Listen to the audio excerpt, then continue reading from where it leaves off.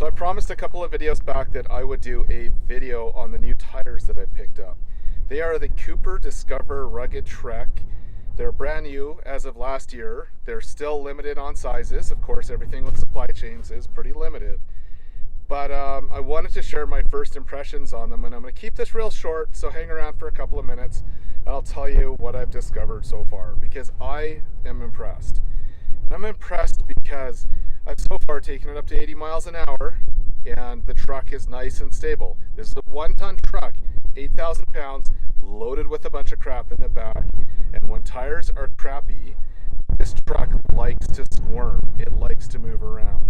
So this is really surprising, because if you look at the footage that I just posted, these are tall treads. They're 19-30 seconds deep. They've got these cutouts, sort of a 3-sided cutout, if you noticed, in the middle of the treads. And you would think that those treads would be moving around a lot, but they're not. I've also driven them down about 20 miles of dirt road now. I've climbed up some hills that I normally had to put my truck in 4-wheel drive in to stop from the back tires spinning on the gravel. And that was super annoying, you know. And if I didn't put it in 4-wheel drive, I ended up with the drivetrain feedback and so on, which is bad enough when you're driving a 1-ton truck with a manual transmission and a dual mass clutch. There's no anti-feedback there. There's no fancy clutch, let's put it that way. Now, have I noticed anything sort of negative about them? Not so far. I've had them for a few days.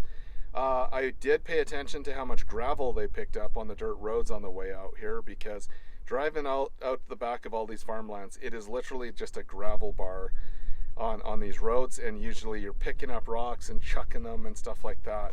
So what I did is I counted about how many rocks I noticed that were significant that came up and hit the body of the truck as I was driving around in these about last 15 miles where it was just pure gravel. And I maybe counted 5, and you can see there's 1 or 2 in the tread block right now.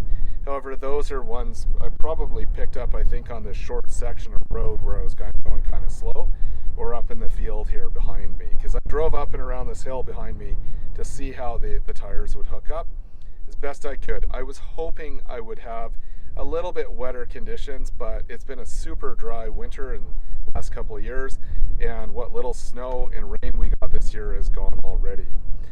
I can't say anything negative about them. These tires I picked up, they're a 10-ply E-rated tire.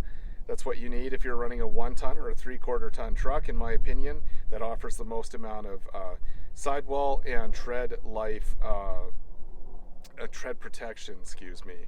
So once again, we're off to the races with another tire test and review. I've got the other tires actually sitting in the back of my trucks, the last ones that I did a review on. Those tires lasted a very long time, and they are now, one of them's going back because I paid for the warranty coupon. I'm going to go back and get that tire replaced, because I did have a separation with it last year on the way up to Canada, where I was teaching long-range shooting. My tires get beat to crap, generally speaking. They spend a lot of time off pavement, getting into spots such as where I am to teach. Where I teach in the coastal mountains of British Columbia, it's a low gear crawl for a good portion of the climb up onto the top of this mountain, and we're climbing up and over rocks about like this.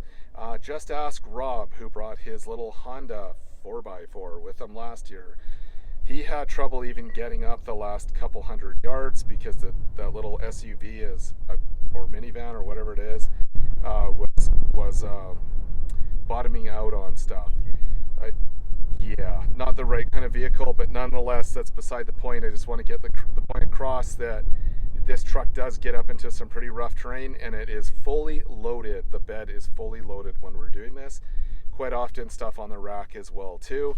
And I've got, you know, steel targets, I've got steel target supports, I've got ammo, rifles, camping gear, food, sometimes a smoker, and all this stuff in the back of the truck, so it's weighed down. And lastly, I'm going to say this is really a very pleasant surprise. They're quiet. These tires are quiet. I got up to 80 miles an hour on these side roads back here. And before you think I'm speeding or something like that, this is rural Idaho. Nobody gives a crap. 80 miles an hour, no noticeable noise unless I was pulling a corner, and then I had some of that, some of that sort of like squeamish, I don't know how to explain it, but just sort of a crisper noise as the tread blocks took a little bit of that torsional force. And that may be because they're brand new treads and they still had those little nubbins sticking off them as well. But overall, yeah, guys, I'm really impressed. I'm just fingers crossed that this is a tire that I can stay with for a long time. And alright, I said I would save the best for last on this tire. And the best thing about these tires is they have a 55,000 mile warranty, a tread life warranty on a tire that is pretty much a mud tire minus a few degrees. And I will take this tire over a mud tire any day, because this is a tire that I can tell already with its siping will do okay in the snow and even a bit on the ice. I will also take the wear for this over a mud tire because I'm not out mudding. I'm going to be realistic here. I'm not out mudding my truck and beating the crap out of it because I'm not that dumb. This is my daily driver. It's a business truck and stuff like that. And I think, when you're honest with yourself about this kind of stuff, these are a better suited tire for 99% of the daily drivers out there that are trucks. And if you can get this onto an SUV, man, I say go for it. You will love these tires, and you won't be calling me to get you unstuck out in the middle of the desert. So, you know who you are. You know who you are. You still owe me lunch, by the way.